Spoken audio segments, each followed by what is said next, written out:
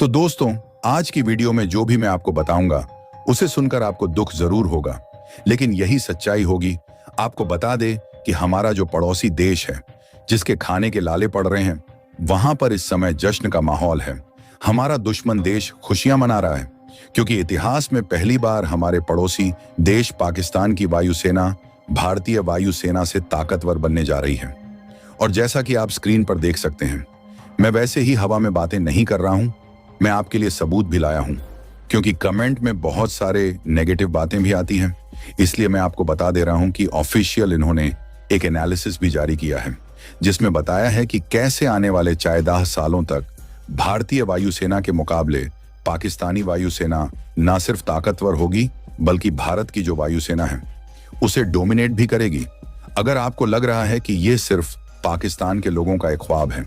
और पाकिस्तान की वायुसेना की एक और चाल होगी, तो ऐसा नहीं है,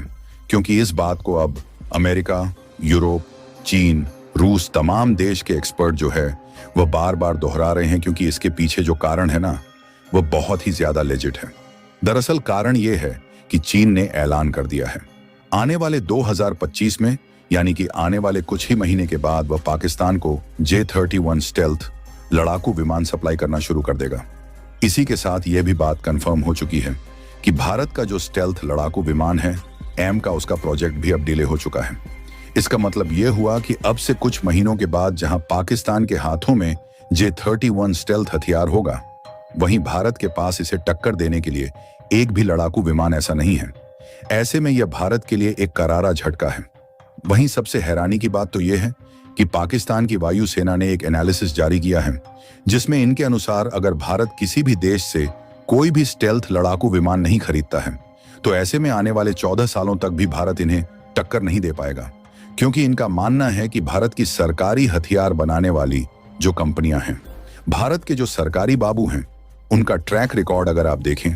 तो उसके अनुसार भारत के पास आने वाले 14 सालों तक भी एम का बनकर तैयार नहीं होगा। और इसीलिए इनका कहना है कि J-31 आने के साथ ही इनके पास एयर सुपीरियर आ जाएगी भारत के खिलाफ, और यह आने वाले 1.5 दशकों तक भारतीय एयर स्पेस को डोमिनेट करेंगे और भारतीय वायुसेना के खिलाफ एक ताकतवर बेड़ा तैयार कर देंगे।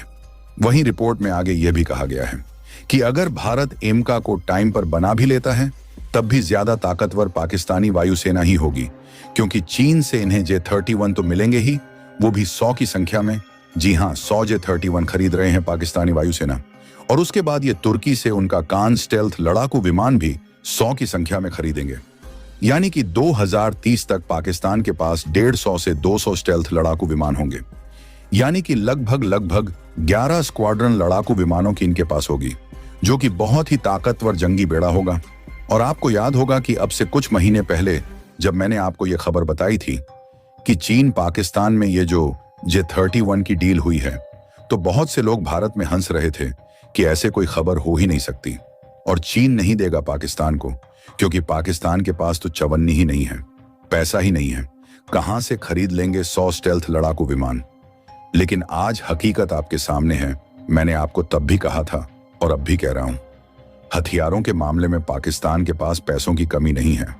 और अगर कमी होती भी है तो उसके दोस्त ऐसे हैं जो उसे किश्तों पर हथियार दे देते हैं। और इनका तो नारा ही है कि भारत के खिलाफ लड़ने के लिए चाहे हमें घास खाना पड़े,